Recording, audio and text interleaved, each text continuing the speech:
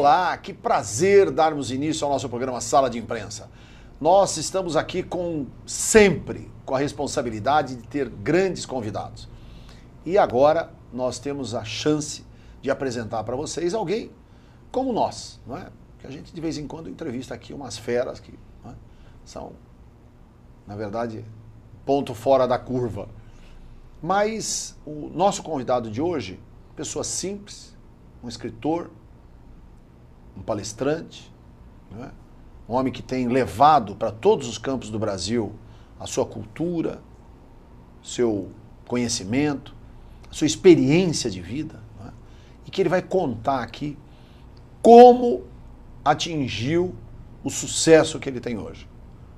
Extremamente requisitado como palestrante, tem feito as suas palestras, suas conferências em vários locais, não é?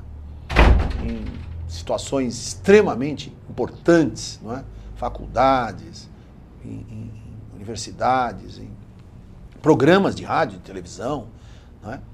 Quero inclusive cumprimentar a nossa querida Rose Campos, nossa vice-presidente e diretora de Meio Ambiente Sustentável, com o programa dela também de rádio, o Ecos do Meio, não é? E já participou no programa da Rose e tantos outros programas. E eu, antes de apresentá-lo, eu quero mostrar para vocês a nossa revista.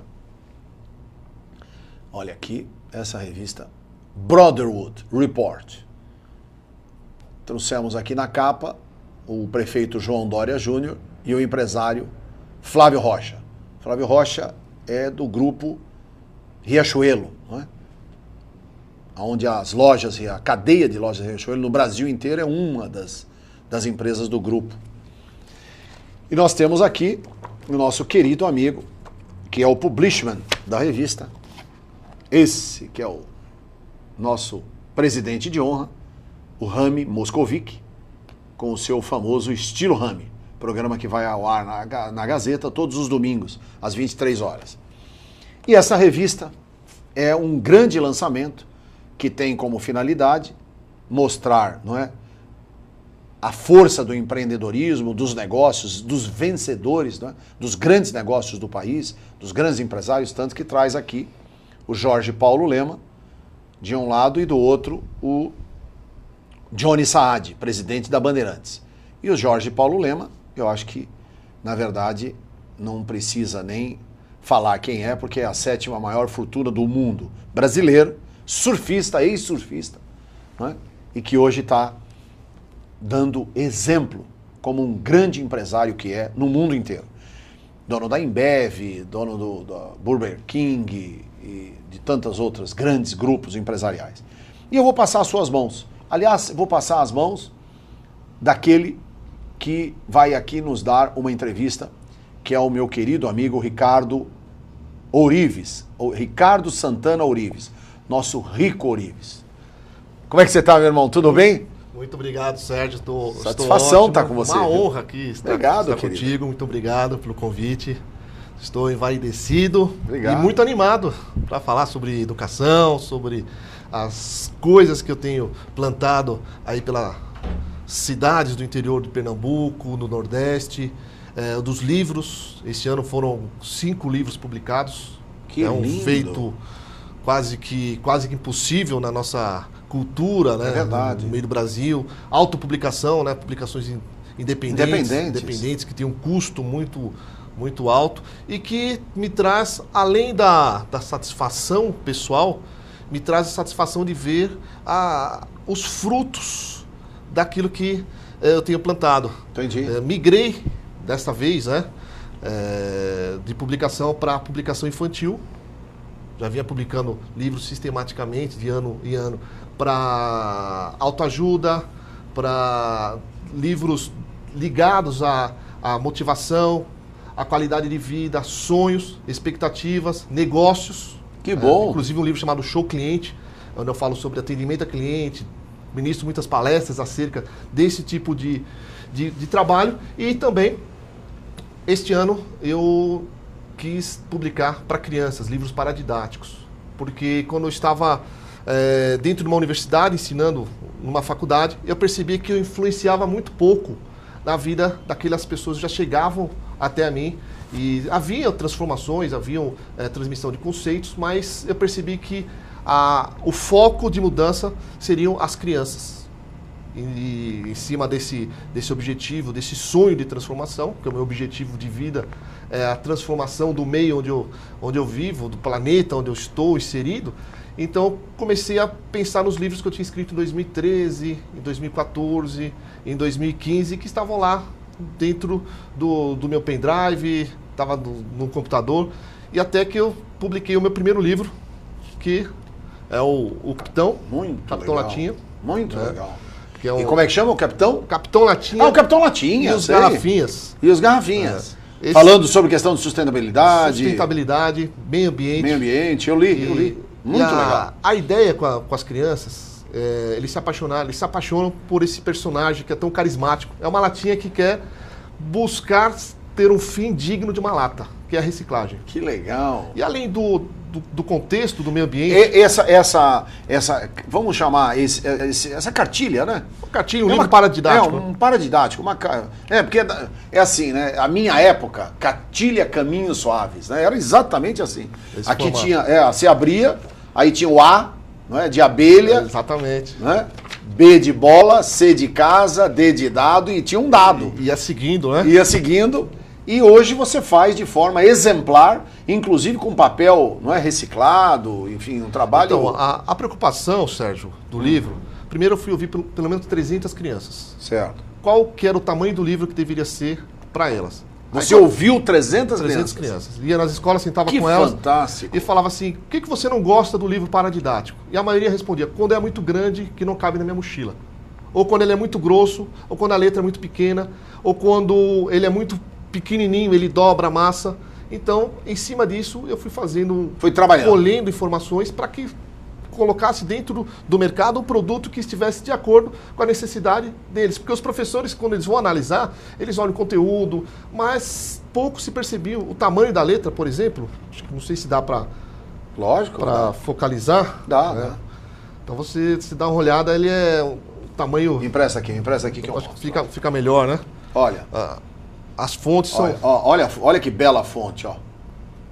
A criança... Tá dando pra ler aí certinho, ó. Ó, as fontes todas, não é? E outra com, ó.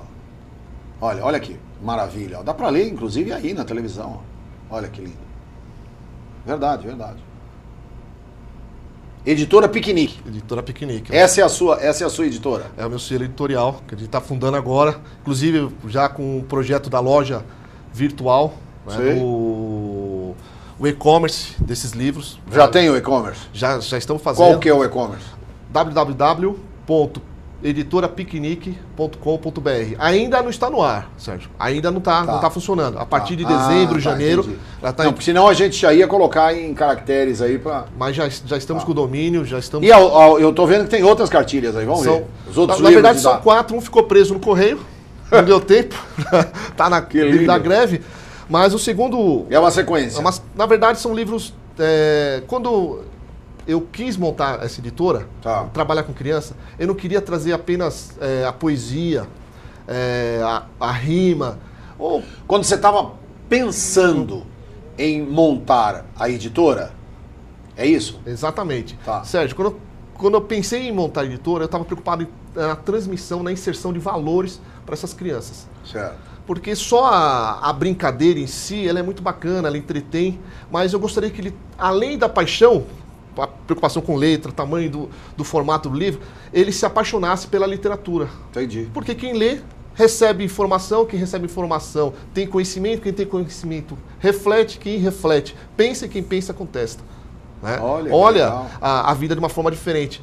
E em cima de uma necessidade que eu percebi em casa, uma situação que estava em casa, eu, minha sobrinha, minha irmã, e todo mundo se falando através do celular.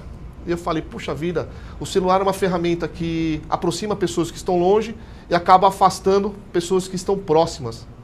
E em cima da preocupação de passar valores intrafamiliares, valores de relacionamento, eu desenvolvi um livro, Sérgio, que é o Johnny Net, que é a história de um menino que é apaixonado por tecnologia, queria muito um smartphone, e a partir do momento que ele ganha esse smartphone, ele começa a se afastar dos amiguinhos, começa a parar de brincar como criança, começa a se afastar da família, simplesmente para ficar com o smartphone, fazendo selfies nas redes sociais, brincando nos games, com os youtubers, e acaba deixando de ser criança. Até uma hora que acontece algo inusitado com ele, que ele é sugado para dentro do smartphone e começa a ver a vida de dentro do smartphone, as pessoas sentindo falta dele. Então acaba criando um drama, e a criança acaba, na contação de história, por exemplo, nas escolas, eles nem piscam, eles ficam alucinados. E aí, escritor, o que aconteceu? Ele vai sair do livro, como é que vai acabar o livro? Ele vai sair dessa situação? Como que ele vai se portar? E aí, quando no final ele é surpreendente, os meninos acabam amando e acabam gerando uma reflexão, que o smartphone é uma ferramenta, eles têm um mundo na mão, Sérgio. Sim. Se eles souberem usar, e a ideia é fazer com que eles aproveitem essa paixão que eles já têm por internet, por games, tecnologia, e transformem isso em algum tipo de conhecimento, que agregue algum tipo de valor, porque só brincar é uma forma de passatempo que não gera nenhum tipo de valor agregado.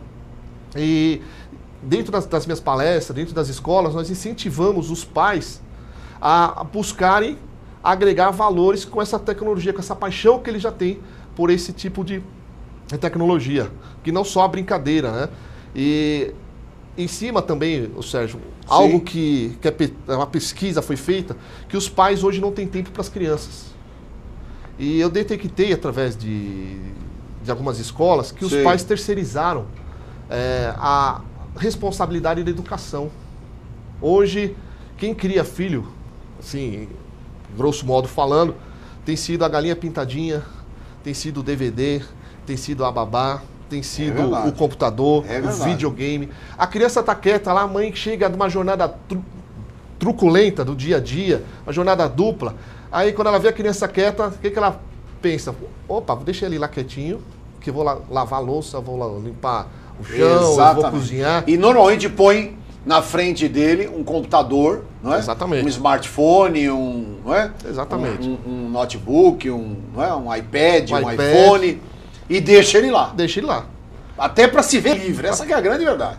Não vamos também nos iludir. Verdade. É ou não é? Verdade. Tá de cabeça cheia, fala, deixa ele lá quietinho que eu vou fazer minhas atividades. E nesse contexto, as crianças acabam ficando um pouco de lado. E aí a escola acaba recebendo essa obrigação, que não é da escola. A escola tem a obrigação de alfabetizar, de criar novos caminhos, de criar caminhos de conhecimentos. Conceitos disciplinares, educacionais. Acadêmicos até. Acadêmicos. E acaba tendo a obrigação também de transmitir valores. De educar, né? E os valores têm que vir de casa. Honestidade, respeito, amor ao próximo, o domínio próprio de não sair gritando. E os pais acabam transformando isso numa ferramenta de educação. A galinha pintadinha, eu não tenho nada contra a galinha pintadinha, estou dando um exemplo, que a minha filha ama a galinha pintadinha, vejo as crianças apaixonadas por desenhos, por séries infantis, mas isso deve ser utilizado como professor, como educador, como ferramenta de entretenimento, mas não como uma forma de educar. E aí a pergunta que o Mário Sérgio Cortella faz, ele fala, que mundo é esse que nós estamos deixando para os nossos filhos, que ninguém se pergunta que filhos são esses que nós estamos largando nesse mundo. Qual a qualidade do ser humano que os pais hoje têm deixado na nossa comunidade?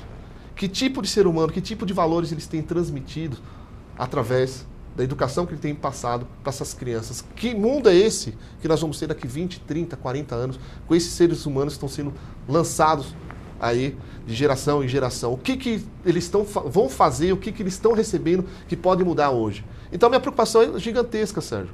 Porque um ser humano que não tem recebido valores, então lá na frente eles vão também ser pessoas sem valores de contexto de vida. E isso faz uma grande diferença. Crianças educadas, crianças que sabem distinguir o que é certo e o que é errado, não vão se corromper na frente. Existe até um princípio bíblico que fala, ensina o teu filho o caminho que ele deve seguir, para quando ele crescer não vai se desviar dele. É verdade. Então a editora Piquenique, o selo Piquenique, tem essa preocupação enorme de transmitir valores, de transmitir conceitos no qual os pais hoje têm deixado um pouquinho de lado. E quando a gente fala sobre, por exemplo, o Capitão Latinha, de não jogar o lixo pela janela do carro, de não jogar o lixo pela rua, no metrô, nas vias públicas. Isso é um transtorno social. É verdade. E, aliás, parte desse problema que nós estamos passando agora, com a questão dessas enchentes, né? E outra, não é só no Brasil, é no mundo inteiro isso, né? Na verdade, eu acho que hoje nós estamos passando por um grande processo de reciclagem, né? Para começar a aprender qual é o papel que cada um de nós temos que desenvolver nessa nova sociedade, né? Porque se você parar para pensar, o mundo inteiro mudou, não é? Quer dizer, as relações, não é? A forma com que as pessoas pensam, não é? A forma com que existe no relacionamento. Eu vou te dar um exemplo. Hoje, mais de 2 milhões de casamentos foram feitos nos Estados Unidos por causa da internet, não é? Ou seja, pessoas que não se conheciam. Se conheceram através de um sistema, né, de um aplicativo, e aí você fica pensando o seguinte, mas dá certo? Espero que dê certo, né? Mas é difícil. Não sei, eu não sou sociólogo, não sou psicólogo, não sou antropólogo, mas às vezes eu fico imaginando o seguinte, se você tem hoje relacionamentos, né, principalmente dos pais com os filhos, que são extremamente subjetivos, né? Porque você vê, os dias de hoje também, vamos aqui raciocinar num ponto mais profundo do que você está falando. Porque eu estou vendo aqui, meu querido Ricardo Santana Orives, nosso Rico Orives, que é escritor, palestrante, tem uma cultura, inclusive, eu acho muito legal. E que isso pode ser extremamente importante para você que está nos assistindo, porque você vê, o Ricardo, ele hoje é um vencedor, não é? Tem uma editora, tem seus livros, viaja, é requisitado por São Paulo, pelo Brasil e pelo mundo.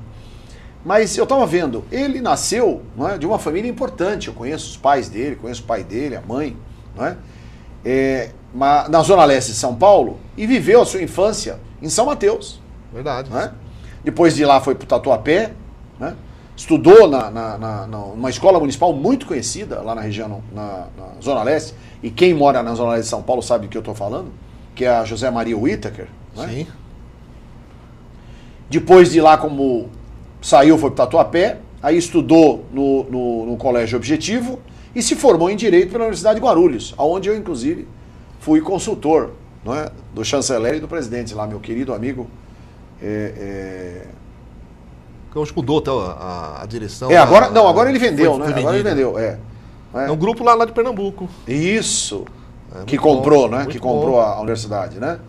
E lá a gente tem uma cultura, não é, toda voltada pro sistema da Zona Leste de São Paulo.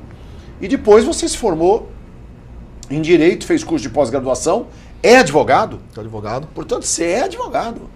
Inclusive... Prazer, meu ilustre colega. Muito bom, prazer. E fez curso de Direito Civil e Direito de Processo Civil. Sim. Estou vendo aqui na Universidade Gama Filho. Então, o que acontece? E trabalhou em grandes empresas. Na Arisco, não é? Na Xerox do Brasil, no Senac. No Senac, não é? Um dos maiores grupos, não é? de beneficiamento do sistema... Educação profissional, né? A educação profissional do país, né? Aí, você mudou para Alagoas. Exatamente. Né? E você está morando em Alagoas? Hoje eu moro em Recife. Mora em Recife. Minha paixão, Grande a Veneza nordestina. É verdade. Na verdade, Sérgio, o lugar onde a gente nasce, a gente não escolhe. É verdade. Mas o lugar onde a gente quer viver, isso é possível escolher. Eu vim de um processo de depressão em 2006. Por quê, depressão? Juntou... Você pode contar? Posso contar. Juntou uma série de fatores. Em poucos dias, acabou um casamento, perdi carro, emprego, trabalho. Acabou o casamento? Acabou. Você tinha um casamento de quantos anos? 6 anos. Tá. E teve filhos? Não tive filhos. Ai, graças a Deus. E, assim... Porque o filho sempre sofre, sempre, né? Acaba sendo a parte mais frágil da relação. Da relação e do rompimento. E do rompimento do casamento. E juntou... Já é um trauma para quem se separa, para o marido e para a mulher. Para o esposo e para a esposa. Imagine para o filho. Para o filho, então, é uma coisa insuportável. Né? É verdade. E nesse contexto, Sérgio, eu me senti extremamente frustrado. Abandonado. Porque eu era líder de uma de uma igreja. Você é evangélico? Sou evangélico, sou cristão. Muito legal. E em cima de tudo, achava que estava rodeado de amigos. E a gente conhece os nossos amigos, não na riqueza. Porque na riqueza os amigos nos conhecem.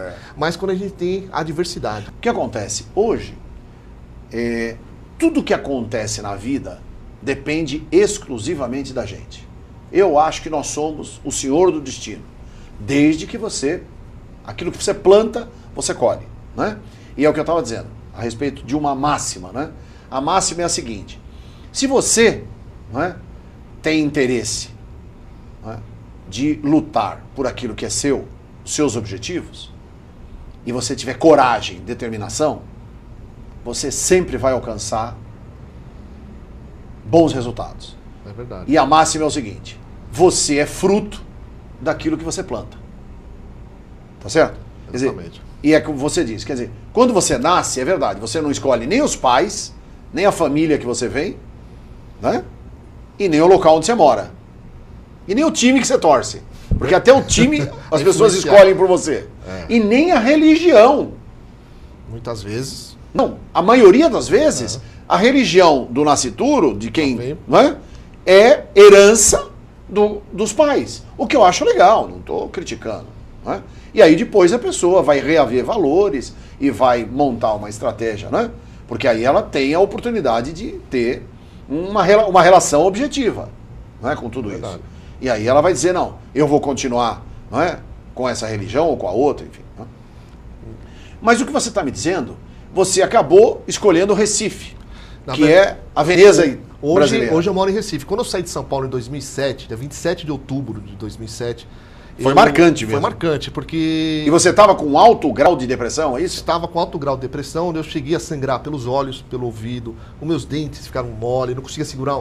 E nesse processo da reestruturação, pós-divórcio, fui ser executivo de uma multinacional, comecei a trabalhar 13, 14 horas por dia, vindo dinheiro. E eu percebi que dinheiro não é o foco da felicidade. E eu estava correndo atrás de uma riqueza que não me trazia felicidade.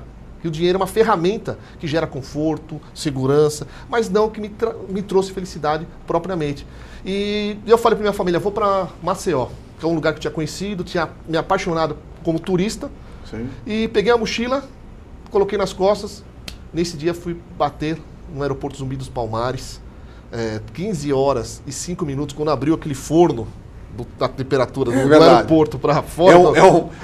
É um forno, um ar-condicionado do lado de fora, né? Aquele vento quente. Eu falei, meu Deus do céu, o que eu vou fazer agora? Mas eu percebi que nada era tão meu quanto os meus sonhos. Nada era tão obrigação minha quanto a minha felicidade. Eu falei, aqui eu vou mudar. Aí meu pai falou, você vai ficar um mês lá, vai surfar. Eu já tinha uma namoradinha, já... por isso que você foi pra lá? Não, aqui, né? Larguei tudo, apaixonado pela menina. Aí meu pai falou pra minha ex-namorada, falou, ele vai ficar um mês, 15 dias, vai acabar o dinheiro dele, ele vai voltar. Isso, ele surtou. E, na verdade, eu estava querendo mudar o jogo, a minha história. E a vida da gente, a gente escreve a cada dia. Cada dia é uma página da nossa história. E aí você pode ser o autor principal da tua história. O autor da vida, o consumador, é Deus. Mas você pode escrever cada dia algo da tua história. E tem pessoas que escolhem serem vítimas. Eu podia escolher ser vítima, Sérgio. Ficar reclamando, depressivo, sangrando, com aquela tremedeira toda que eu vivia, 40 graus, 41 graus de febre, infeliz a beça. Ou então escolher ser o personagem feliz. Porque alguns são o próprio bandido, são o próprio vilão da sua história. E nesse momento eu falei assim, eu preciso mudar a minha vida, eu preciso fazer algo diferente, eu preciso trazer algo que agregue valor na minha vida. E fui tentar a vida.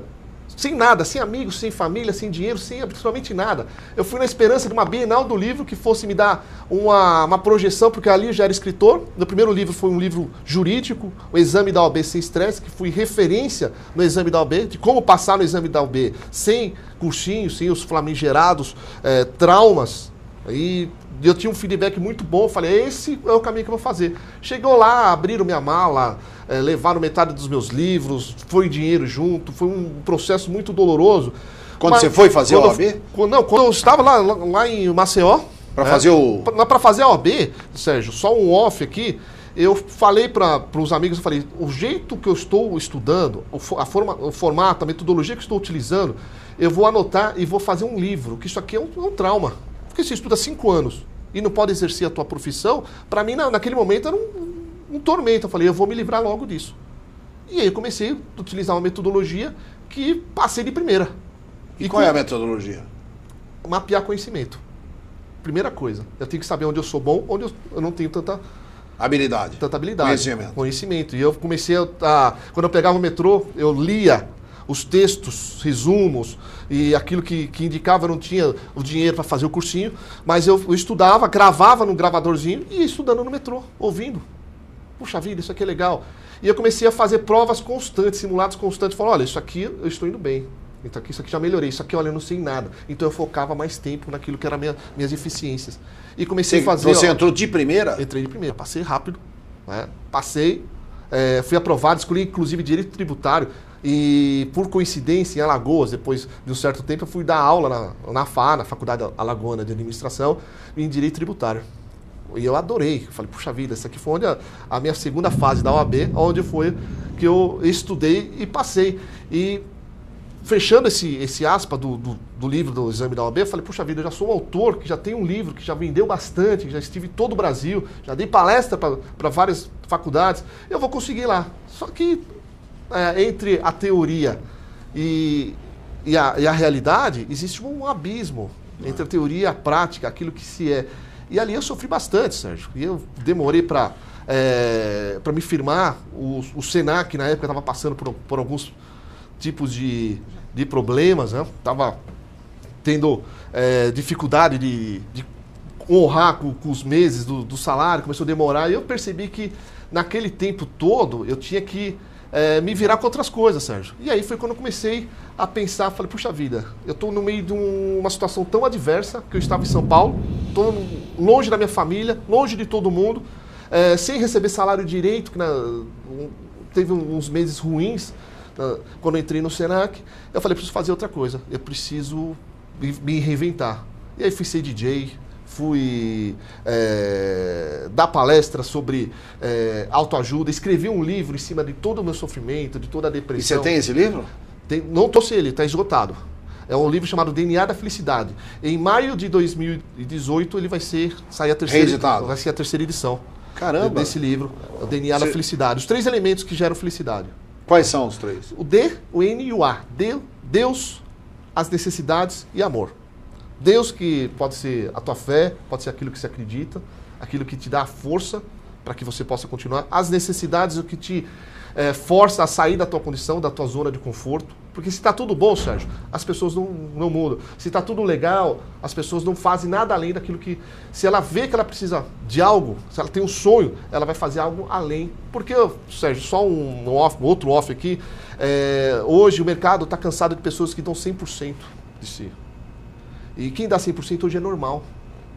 E quando eu falo no livro DNA da Felicidade, eu falo as pessoas que quiserem fazer sucesso têm que dar 110, 120, 130, 150, 200%. Isso faz uma grande diferença. Olha, eu vou te dizer uma coisa, de novo, a grande verdade é a seguinte, eu tenho falado isso insistentemente, principalmente para pessoas que trabalham comigo. Eu não sei, às vezes, eu sinto a necessidade de que o 100%, isso todo mundo faz. Pouco. Você precisa dar 120, 150.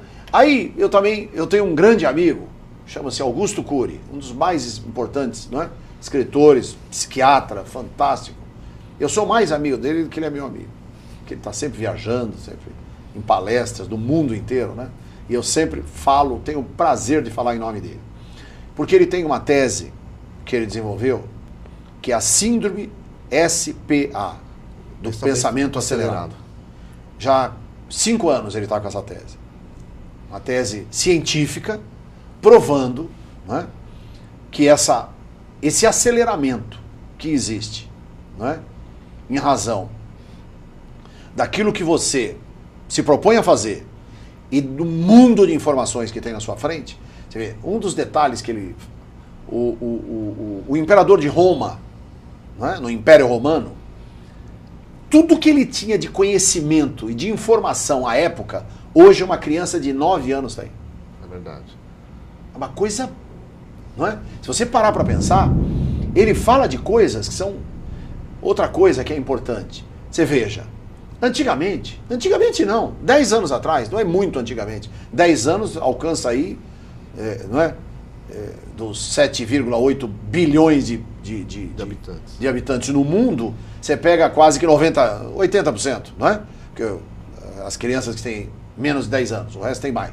Então, veja, 80% da população sabe do que eu estou falando. Há 10 anos atrás, o que é que mais tinha nas esquinas de todas as cidades, de todas as ruas e tal? O que era a maior incidência? Bar e restaurantezinho. Boteco, bar, padaria, muita padaria. Não era nas esquinas? É verdade. E hoje o que é? Lembra? Farmácia. Pode ver. É verdade. Verifique. Verifique a senhora que está nos assistindo, o senhor, o acadêmico, o nosso telespectador. Então, esse é o sintoma da síndrome do pensamento acelerado do professor Augusto Cury, psiquiatra, famosíssimo, mais de 60 milhões de livros vendidos só no Brasil. E ele desenvolve essa tese. E é exatamente vem ao encontro que você está falando. Porque hoje a gente não adianta só dar 100%. Você tem que dar 110, 120, 150. E o próprio Ayrton Senna, nosso querido Ayrton Senna, não é? Extrapolando limites. Extrapolando limites. Ele dizia isso. Não é? Por isso que às vezes eu lamento, lógico, o mundo lamenta, todos nós lamentamos, o 1º de maio, quando ele faleceu, não é? Aquele acidente em Imola, não é? Na Itália. Tamborello, né? Tamborello, na curva, né?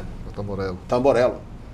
Então, e uma coisa que deixou o mundo, até nós brasileiros, nos surpreendemos com o clamor mundial. O Japão parou.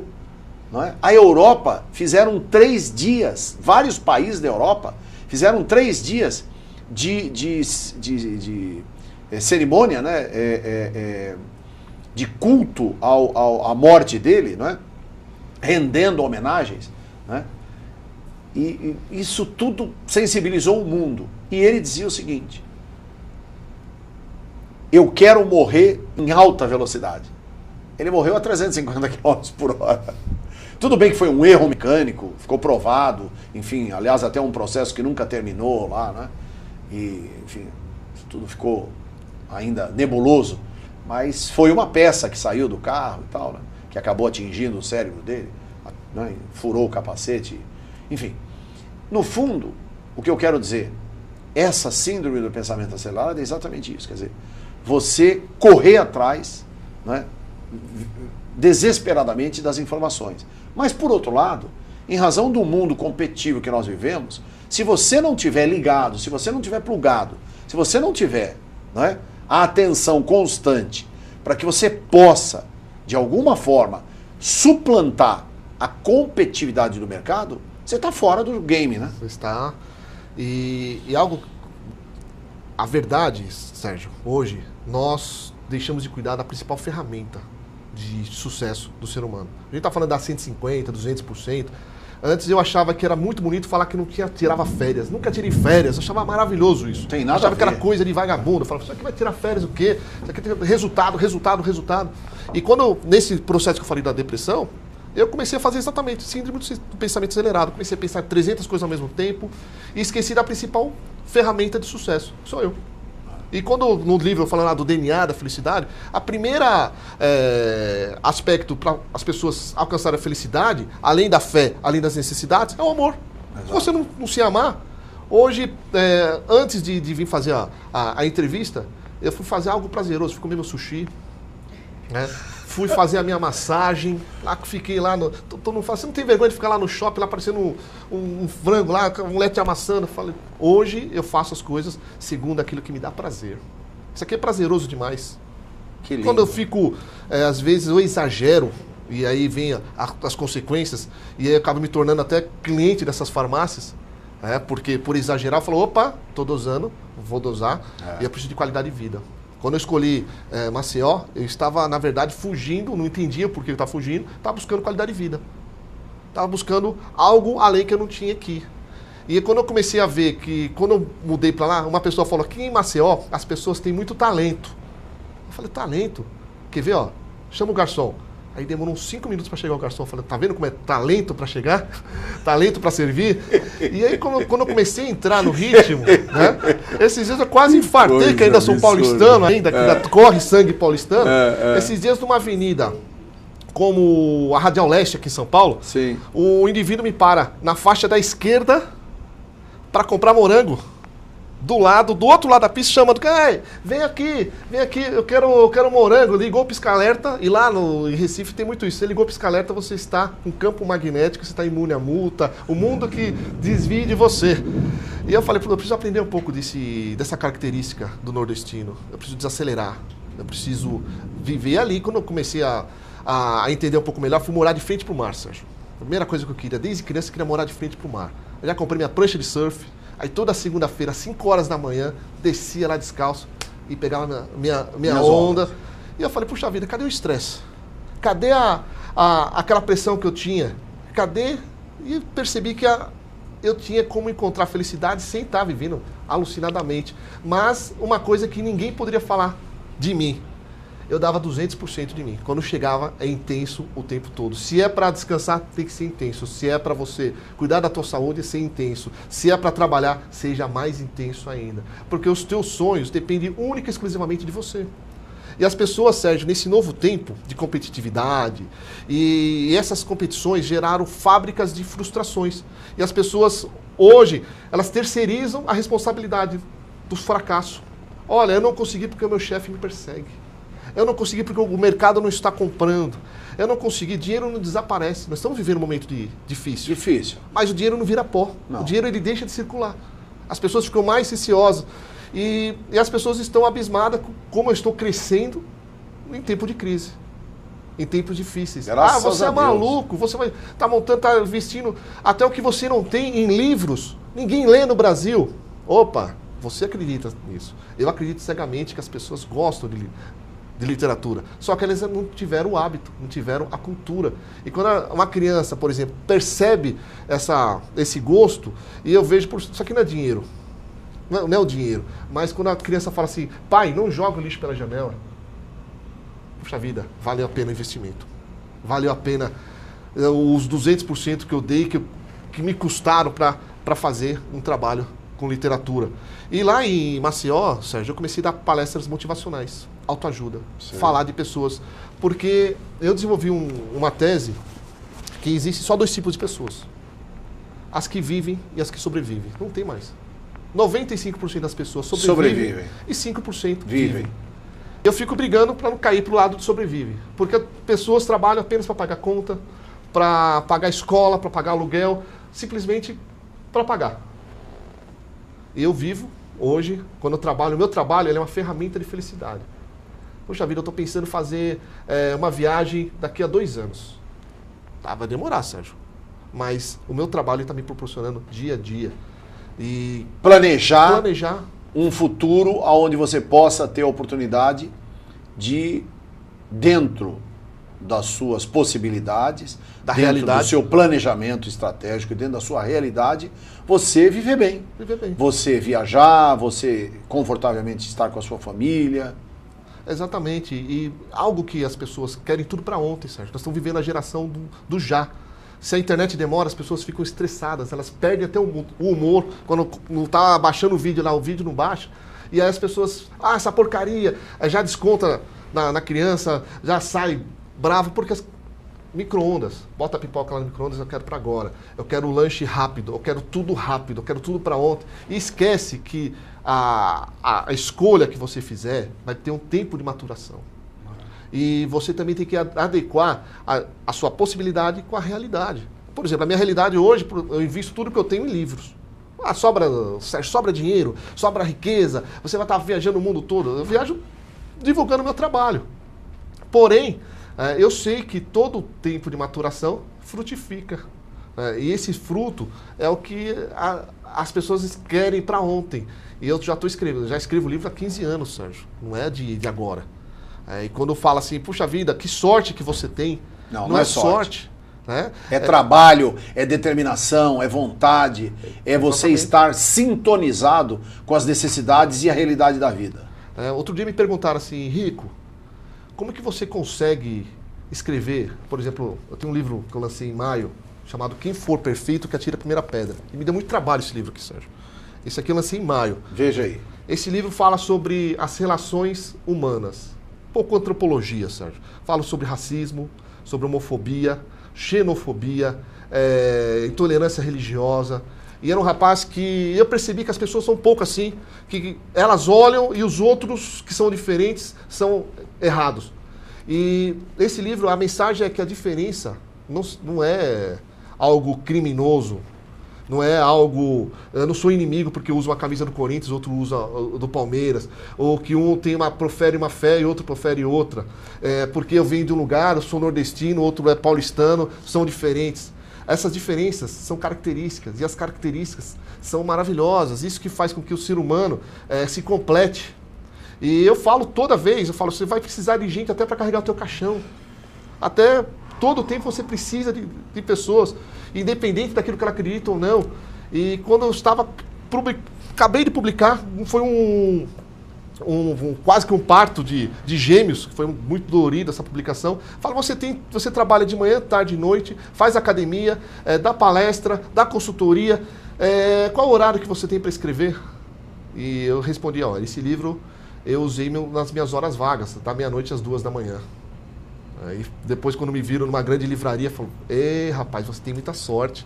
Olha, o seu livro já está lá, tá em destaque nessa grande livraria aqui em Recife. Rapaz, tem muita sorte. As pessoas não querem passar pelo processo de construção de sonhos. Sérgio, existe um tempo para as coisas acontecerem, as pessoas querem tudo para ontem.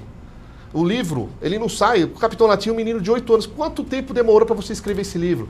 Eu falei, demorou 4 anos entre o dia que eu comecei a escrever até chegar a ser impresso. E quando chegou a ser impresso, eu coloquei de joelho, levantei as mãos aos céus e falei, meu Deus, muito obrigado. Isso é um trabalho muito árduo e muito desgastante. Tudo que você for fazer, as pessoas que estão próximas, Sérgio, são as primeiras a desanimar você. Porque elas vão dizer, você não vai conseguir. Você não pode, é difícil, o mercado não vai te aceitar, isso não é para você, nós somos pobres. E os 95%, eles se caracterizam, eles reclamam, eles se queixam, eles vivem todo o tempo botando culpa no sistema, botando culpa no governo, botando culpa aqui nasceu na periferia. E quando o Sérgio falou, olha, venho da periferia, vim lá de São Mateus, gente. Periferia da periferia, lugar difícil de viver. Quem mora lá sabe o que eu estou falando. E quando vem alguém, sai de lá e traz alguma coisa, porque eu acreditei, quando traz alguma coisa nova, quando traz alguma coisa diferente, e eu lembro que algumas pessoas falaram para mim, Ricardo, você vai ficar a ver navios, eu já estou querendo fazer meu primeiro cruzeiro, eu estou querendo ir para o meu primeiro cruzeiro, e essa pessoa acertou. Parabéns. Outra vez em 2012. Vai ver vários navios, né? Em 2012. Se for a Miami, então você vai ficar encantado. Vou ficar maravilhado. Ali na Grécia, né? Na Grécia, no Mediterrâneo. E em 2012, chegaram para minha ex-noiva, falaram assim, olha, cuidado com esse rapaz. Ele é um sonhador maluco. Ele não vai chegar a lugar nenhum com esses livros. Porque ex-noiva, você chegou a... Você não casou com ela, é isso? Eu tenho um currículo muito vasto. Ou seja, eu tenho um currículo muito grande. Tá, com as namoradas. Com namoradas, né? E por causa desse currículo grande, escrevi um livro chamado Love is in the Air. Né? O amor está no ar. Aprenda a não... Eu ensino a não fazer o que eu fiz para que os meus relacionamentos não dessem certo. Não que eu seja uma má pessoa, mas... erros pontuais minam relações. E já estamos falando de amor, Sérgio. Isso que é legal, pô, é lindo. O amor, ele na verdade, o contexto do amor é o seguinte, não há amor que resista se não tiver uma tríade dentro do meu relacionamento. Primeiro aspecto, tem que haver um amor. Mas se não tiver o respeito e a confiança é um câncer, a falta de confiança. E eu falo nas minhas palestras, as pessoas riem, eu falo, confiança é igual virgindade. Perdeu, acabou. Não existe semi-virgem, ou confia ou não confia. E as pessoas da falta de confiança perdem o respeito. E aí vão minando o amor, Por que vários casamentos são desfeitos? Porque geralmente a confiança foi desfeita, faltou com lealdade, ou então excesso de desconfiança acabou gerando desrespeito. E em cima dessas construções de Você falou uma tríade. É uma tríade. Então, na verdade... O amor. Em cima. Tá. respeito e confiança. Que A são base, respeito e confiança. Se você tiver esses três, você vai ter longevidade na tua relação. O teu amor vai perdurar. Vai perdurar por muito tempo, vai durar. E eu lembro que a minha ex-noiva chegou para mim muito chateada, falou assim, para com esses negócios de escrever, vai ficar só dando palestra, que você já tá em rádio, você já tá em TV, você já tá... E ela me via escrevendo, eu tenho dores terríveis, Sérgio. Dói muito. Certa vez eu vou falando, eu vou lembrando, eu quebrei essa mão e o pé. Eu fiquei de molho em 2013. Mas quebrou por quê? Eu quebrei a mão, eu bati na porta e quebrou sozinho. Aí no dia que eu estava indo engessar, bati o dedo do pé, o dedinho, na quina do sofá e quebrei o dedinho. Então eu fiquei com as minhas extremas quebradas. E eu lembro que eu tinha que acabar um livro. E esse livro chamado E Se Fosse Você? Eu não trouxe ele. E ele fala sobre se colocar no lugar das pessoas. E eu lembro que eu precisava acabar. E eu sou muito obstinado. Quando eu coloco o objetivo, eu falo assim, eu vou fazer acontecer. E eu comecei a digitar com a mão esquerda. Comecei, tá. Só que a mão esquerda ela travou e ficou fechada. E eu comecei a digitar. E certa vez, uma namorada que estava em casa me ajudando, era 2 horas da manhã, ela acordou com o barulho de eu chorando. E eu digitando o nariz, eu não vou parar. Eu não vou parar. E as pessoas costumam, Sérgio, desistir nos primeiros objetivos. Você tem como exemplo também o João Carlos Martins, né? Exatamente, eu tinha acabado de ver a palestra dele 1 ano atrás. João Carlos Martins, ele teve o problema do acidente e tal, e aí parou de tocar, né, o piano, como um dos maiores intérpretes de bar do mundo, né? E depois ele passou a ser maestro. E agora voltou a tocar de novo. E com maestria. Com maestria. Eu tinha acabado de ver, faz 1 ano que eu tinha visto a palestra dele. E eu falei, se o João Carlos... Aliás, o filme dele tá aí em cartaz, tá, né? Em cartaz do cinema. O mestre, né? O pianista. E se ele conseguiu, ele falou assim, eu sou a pessoa mais comum do mundo na palestra. E se eu conseguir, você também vai conseguir. E aquele eu falo, puxa vida, isso aí caiu com... Eu já senti as dores do... Você teve inspiração nele, no João Carlos? Quando eu tive uma palestra na... Pode falar o nome do evento? Mas é lógico, do pode falar o que você quiser. Pajussara Manager. E quando eu assisti a palestra... Pajussara é lá em Maceió. Eu tava na praia de Pajussara. Na praia de Pajussara. Porque lá tem a Pajussara, Pajussarinha, como é que é? Pajussara, Ponta Verde, Jatiuca. Jatiuca, isso. Lindas as praias lá em Ali é maravilhoso. Eu aconselho, quem quiser ser feliz, vai pra lá. Vai pra lá. Passa lá uma semana, 15 dias, você vai ficar maravilhado. E na dor, Sérgio, naquele momento de dor, eu falei assim, se ele conseguiu, eu vou terminar. E eu lembro que eu consegui terminar aquele livro. E as pessoas falam, como que você conseguiu? É sorte? Não é sorte. Determinação. É determinação. O quanto você acredita no teu sonho. Obstinação. Você tem que ser obstinado para resolver e fazer aquilo que você quer. É fundamental. E chegou um momento que eu cheguei a vender até os móveis de casa, Sérgio, para publicar livro. Você tá brincando? Vendi tudo, fiquei só no lençol. Aí a minha ex-namorada chegou e falou, tá usando droga? O que você vendeu tudo? Eu falei, não, preciso publicar meu livro. E eu sou apaixonado pelo Nordeste. Passei por uma segunda depressão, em virtude de alguns fatores, eu tenho uma filha, não está próximo da minha filha, juntou algumas coisas. Quantos anos está sua filha hoje? Hoje tem 5 anos. Eu tenho pouco contato com ela. E ela está morando com a mãe? Está lá com a mãe, em Maceió. Tá. E eu sou louco para estar junto, sempre quis ter um filho. E aí eu não consegui ter e mais não ter, isso me gerou uma tristeza tremenda. Eu achei que, Sérgio, que ser o autor do livro DNA da Felicidade, Viva la Vida, outros livros que eu já estava escrevendo no momento. Tô vendo que você tem outros livros. Outros títulos aí, quais são? Vamos lá. Tem um aqui que é uma paixão. Isso aqui eu tive uma crítica muito boa. No Vale Rir, Sérgio. Que é Enriqueça Trabalhando Menos. Enriqueça trabalhando menos. E se você acha que você vai enriquecer e ficar rico trabalhando menos tempo, por exemplo, não é o conceito. Não. E aqui a ideia é que nós corremos atrás de riquezas mortas. Eu falo nas minhas palestras, por exemplo, que se você enterrar uma nota de R$100 e deixar lá daqui 1 ano, ela vai ser um papel molhado. Mas se você enterrar um feijãozinho, daqui 1 semana tem vida. Se você der um abraço em alguém, tem vida. Se você fizer um curso, por exemplo, você tem resultado. Se você parar de reclamar na tua vida e falar assim, eu vou mudar minha vida, eu vou fazer algo diferente, eu vou fazer... Se você quer receber algo que você nunca recebeu, mas não faz algo que nunca fez. Então, o propósito do livro é você agregar outros tipos de riquezas. Esse você me deu? Esse eu creio. Então, se eu não te deixo, é seu. Enriqueça trabalhando menos? Enriqueça trabalhando menos. Não, me deu. Te dei, né? Lembro. Já lembrei por causa dessa foto. Do pezinho pra cima. Isso, o pezinho pra cima. Dele descansando. E as pessoas compram achando que vai ficar rico. É. E quando acaba o livro, eu recebo muitos e-mails, muito feedback, fala assim, Rico, eu achava que ter dinheiro é ser o bom da vida. Porque 95% das pessoas não vão poder ter dinheiro para jogar dinheiro pela janela, para andar viajando o mundo. Alguns vão poder fazer isso. Mas enquanto eu não faço, alguns falam lamentar? Assim, quando eu tiver, eu vou fazer. Não espere ter. Não espere ser. Seja feliz agora. Seja feliz no já. E esse livro eu escrevi... E eu acho que a primeira coisa que você tem que ter para ser feliz, na verdade, pelo menos é a minha fórmula de felicidade, primeiro é você ser feliz com aquilo que você tem, não é? Verdade. Aliás, até esse final de semana eu saí com meu filho me ensinou muito, né? Meu querido filho Patrick, que eu amo demais. Ele falou um negócio importantíssimo, ele falou assim, que eu falei assim para ele, filho, você é gozado, você não é feliz com o que você tem.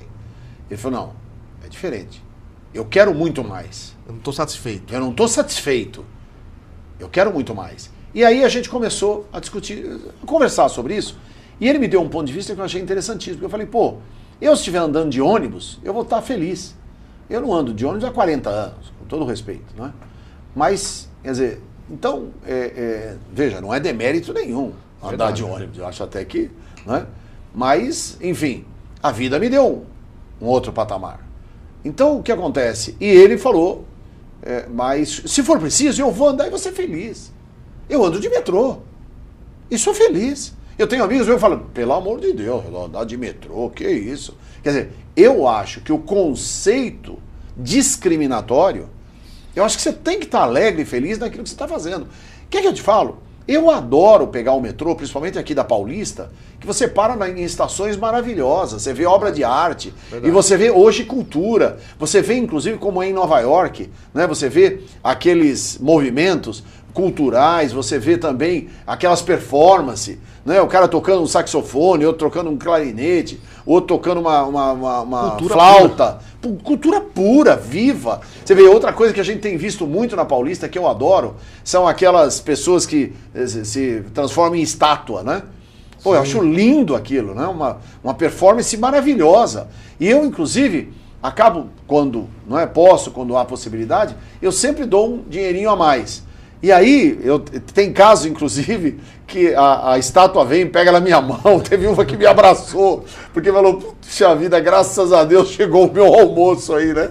Então, quer dizer, eu achei legal isso. Quer dizer, você reconhecer aquele valor artístico. Então é bonito, é gostoso você... É aquilo que você disse, você viver com intensidade, né? É você gostar do que você está fazendo. Eu acho que é um ponto fundamental, né? Para você alcançar a felicidade já.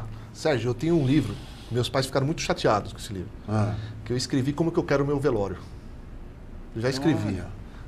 E eu falei assim, ó... Esse eu tenho. E eu coloquei assim... É engraçadíssimo, senhor, porque eu falei assim, olha, primeira coisa, eu quero que tenha um DJ tocando na festa, banda de forró, eu quero que tenha uma faixa escrita, aqui jaz quem viveu intensamente. Olha. Do primeiro ao último instante. Porque o maior problema, Sérgio, não é morrer, é deixar de viver. Eu tenho pessoas aí que são... mortos-vivos. Mortos-vivos, só existem. Só existem, não vivem. E aí fala, se um dia eu tiver...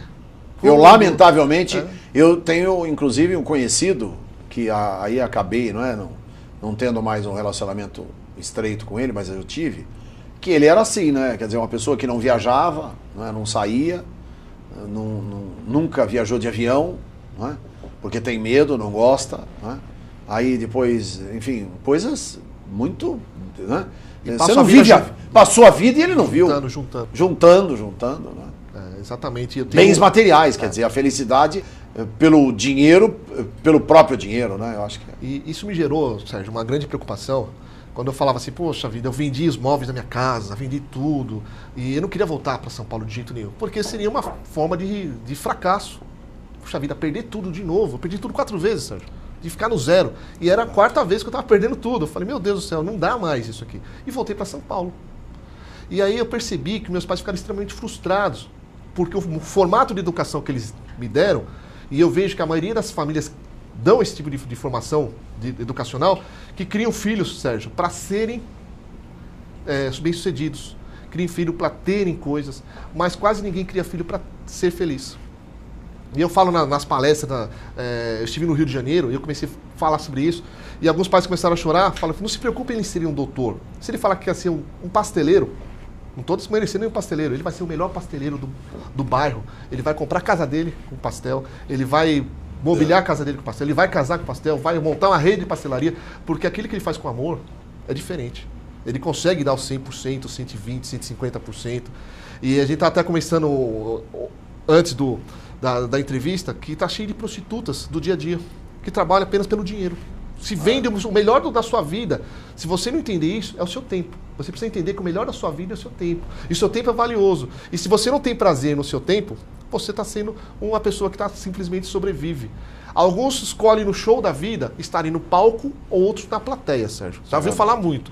Mas a questão não é entre estar no palco ou estar na plateia. A questão é onde você vai estar no palco. Qual seu papel. O seu papel. O que você processo vai interferir positivamente no teu meio. E a questão não é estar na plateia. Aonde você vai estar sentado? Lá na última fileira? Como coitadinho? Atrás da viga? Não vendo nada?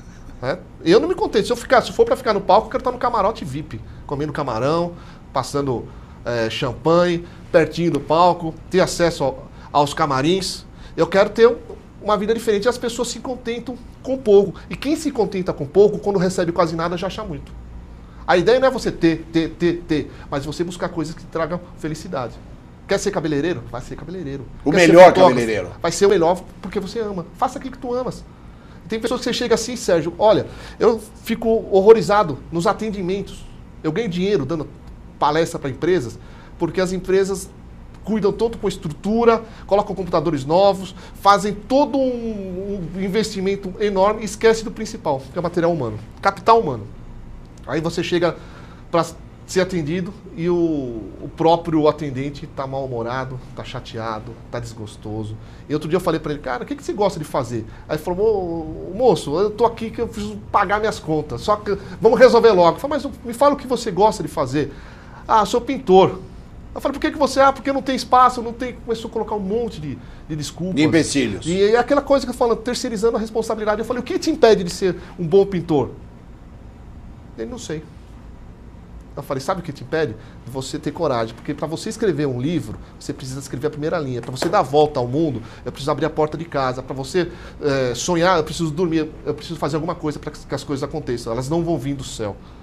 E as pessoas hoje são mal treinadas, são mal-humoradas, porque não gostam daquilo que fazem. E o trabalho vira um tormento. Eu parei de advogar, Sérgio, porque estava virando um tormento para mim.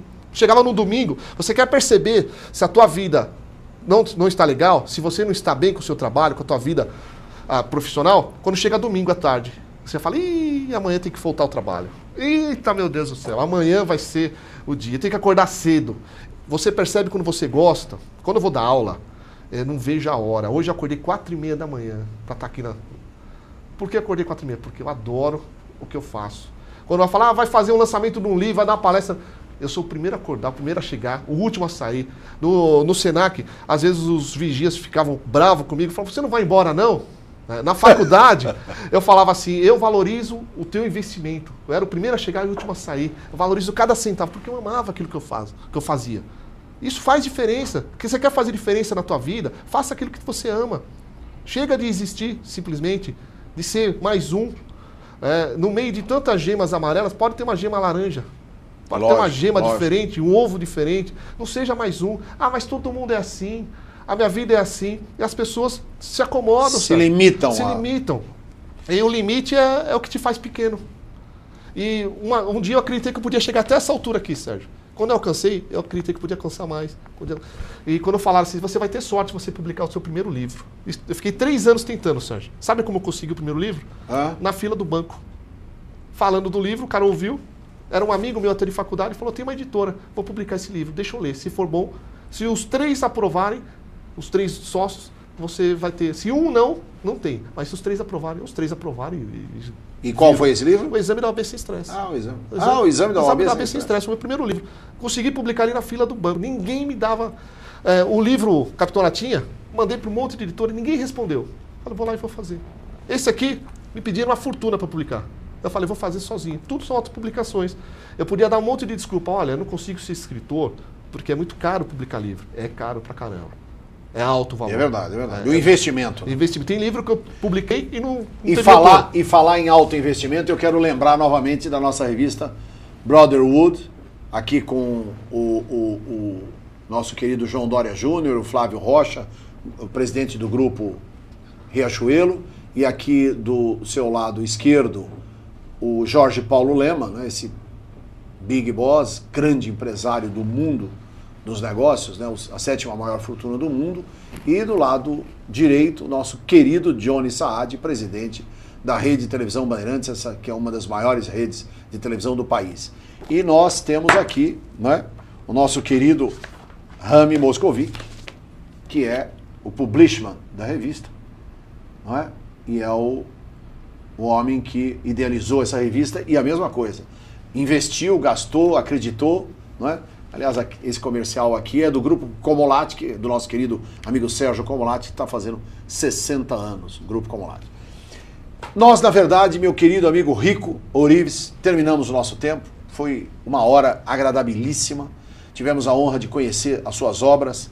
Vamos repassar aqui, ó, rapidamente. Enriqueça trabalhando menos. Show cliente, aprenda a não espantar os seus clientes. Show cliente para aprender. Esse é o... Não é? Quem for perfeito, atira a primeira pedra. Quem for perfeito, atira a primeira pedra. Esses são 2 livros em um. Olha que legal. Aqui é o artista... Não. É o artista. É o artista. E Destino versus Orgulho. Destino, esse eu não tenho. Esse é Destino versus Orgulho. E aí depois as cartilhas, que são os ensinamentos didáticos para a meninada, ó, com uma leitura bastante dinâmica e tal, da latinha. Mas se nós não falamos, isso aqui de noções de trânsito para as crianças. Noções de trânsito, que é o Zé... Cidadania. Zé Motorzinho. Também, ó.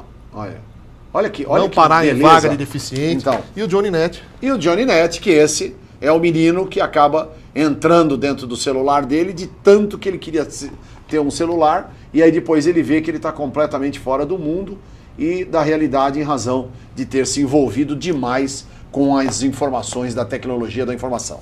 É isso, meu querido amigo Rico. Certo. Prazer enorme estar com você. Prazer é meu. Muito que obrigado. Deus esteja sempre na sua vida, te iluminando, fazendo com que você seja esse empresário de sucesso, esse escritor, não é? E palestrante, conferencista e meu colega, advogado, profissão. Dr. Ricardo Santana Orives. O único Santana Orives. O único livro que você fez, que eu fiz, que tem um nome completo, para facilitar, né? É o jurídico, é Ricardo Santana Orives. Não ia pegar bem, né? Rico Orives, Dr. Rico Orives. Ricardo Santana Orives. Muito legal. Valeu. Muito obrigado, Sérgio. Para você que ficou aí atento ao nosso programa, muito obrigado. A sua participação foi muito importante e tenho certeza que nosso sucesso é em razão da sua audiência, o carinho que você deposita em cada um de nós. Posso deixar um e-mail, Sérgio? Por favor, deixa o seu e-mail. Vamos lá. O meu e-mail é o meu e-mail pessoal. Né? Tá. Não vou ficar mandando correntes, pelo amor de Deus, né, para eu passar. Mas D de Deus, N de navio, A de amor, DNA, _felicidade, @hotmail.com. O tracinho é underline ou é tracinho? É hífen. Hífen mesmo. Tá? Tá bom. Então, está aí nosso Rico Orives. Felicidades. Até o próximo Sala de Imprensa. Muito obrigado.